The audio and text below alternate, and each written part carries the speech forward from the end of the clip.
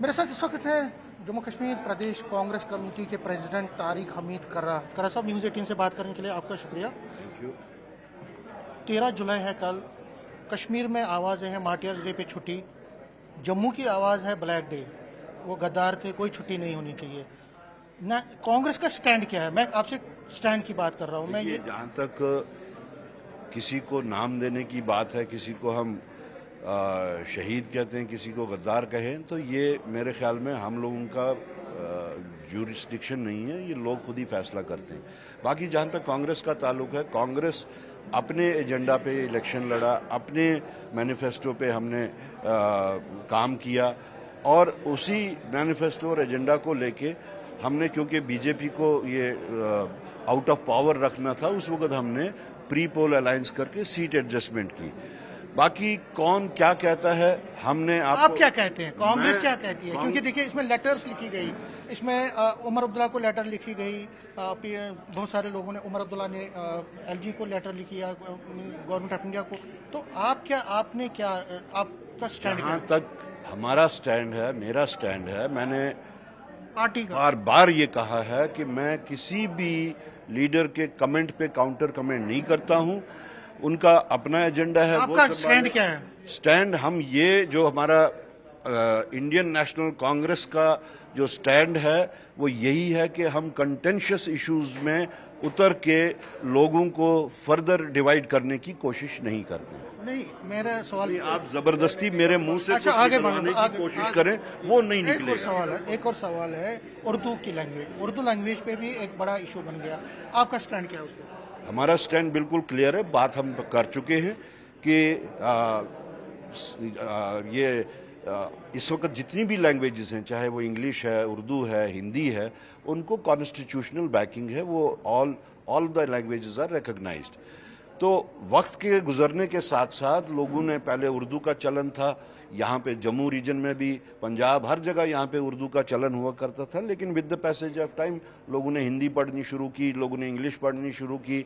हमारे कश्मीर में हिंदी पढ़ा जाता है, तो उसमें ऑप्शंस जो हैं वो हो सकते हैं कि आपने जो लैंग्वेज आप जानते हैं उस लैंग्वेज में आप वो ऑप्शन दे सकते हैं और उसमें एग्जाम दे सकते हैं। तो ये इसको पॉलिटिसाइज करने के बजाय वो इस चीज़ को कहें कि हाँ वो ऑप्शंस क्रिएट किए जाएं जिसमें इम्तिहान दिया जा सकता है या पेपर दिया जा सकता है। रहुल्ला साहब हैं, अगर मेहदी रहुल्ला साहब, वो कहते हैं कि अगर टूरिस्ट कश्मीर आएगा वो कल्चरल इन्वेजन होगा। वो अल्कोहल को फैला रहे हैं, वो वहाँ पे टूरिस्ट जो है वहाँ पे लोगों को एक तरह से कल्चर पे एक हमला होगा। आपसे मैंने पहले ही कहा, एक तो हम किसी भी आप क्या मानते हैं, टूरिस्ट को वेलकम करना चाहिए या वो कल्चरल इन्वेजन करेगा? मैं उस पर भी आऊंगा। किसी भी लीडर के कंटेंशियस इश्यूज के ऊपर हम काउंटर कमेंट नहीं करते, because I don't want to create further confusions on the contentious issues. जहां तक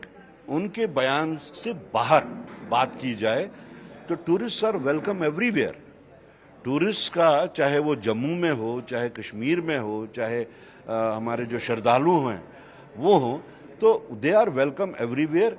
कौन क्या कहता है, I would not like to comment on that, but tourist are welcome. सुविधो अधिकारी जो वेस्ट बंगाल के हैं, वो कह रहे हैं कि मुस्लिम मेजॉरिटी है कश्मीर, वहाँ मत जाइए। टूरिस्ट को बोल रहे हैं आप जम्मू आइए, आप हिमाचल जाइए, आप बाकी जगहों पे, मगर कश्मीर नहीं जाइए।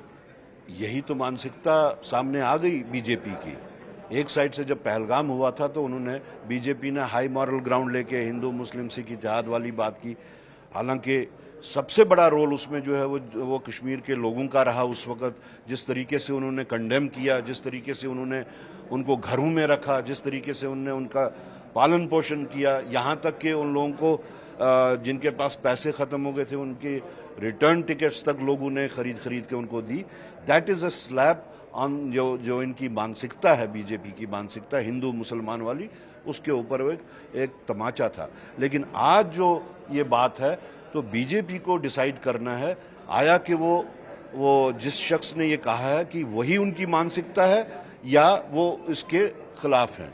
अगर तो उनकी मानसिकता वही है तब तो वो उसके कहने पे हुआ, अदरवाइज फिर उनको चाहिए कि ऐसे शख्स को वो पार्टी से बाहर निकालें, वो जितने भी पद उसके पास हैं वो उससे छीन लिए जाने लास्ट चाहिए। में पूछना चाहूंगा, आपने अभी बयान दिया है कि जो डुअल पावर सिस्टम है, आप कई दिनों से ये बोल रहे हैं कि डुअल पावर सिस्टम जो है बहुत खतरनाक चीज़ है, यहाँ पे एक और ये भी है कि अभी एलजी और डॉक्टर फारूक अब्दुल्ला ने भी कहा कि एलजी जो है वो हमको काम नहीं करने देती, सरकार को काम नहीं करने देती। तो क्या आपको लगता है कि इस कंफ्यूजन को, क्योंकि कल भी डिप्टी सीएम ने कहा कि बिजनेस रूल जो फाइल है वो पिछले कई महीनों से एलजी के पास है, उसको साइन नहीं हो रहा, तो क्या आपको लगता है ये डेंजरस ट्रेंड है और आप चाहते हैं कि जल्द से जल्द इस पे- मुझे नहीं पता फाइल कहाँ है और क्या उनके दरमियान में कंफ्यूजन है, कहाँ पे डिसएग्रीमेंट है।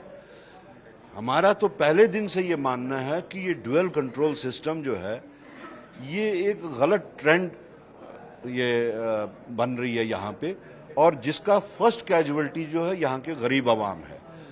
अब ये जानबूझ के खींचातानी हो रही है या नहीं हो रही है वो तो यही दो पार्टीज बता सकती है, लेकिन जब तक ड्यूअल कंट्रोल सिस्टम खत्म नहीं होगा, जब तक स्टेटहुड हमारी रेस्टोर नहीं होगी, फुल स्टेटहुड, उसमें भी हम आधी अधूरी या लंगड़ी स्टेटहुड के वास्ते तैयार नहीं है।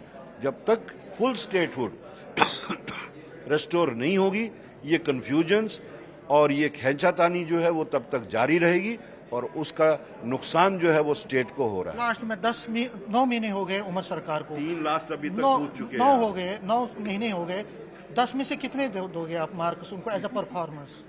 मैं इस एग्जाम में satisfied with the मैं इस एग्जाम में बैठूंगा ही नहीं। चलिए, थैंक यू। नहीं, आप सेटिस्फाई हैं उनके मैंने परफॉर्मेंस? कहा मैं इस एग्जाम में नहीं बैठूंगा। Don't try to put words in my mouth. News 18 से बात करने के लिए धन्यवाद। कैमरामैन चांद के साथ में समीर भट्ट, न्यूज़ 18 जम्मू।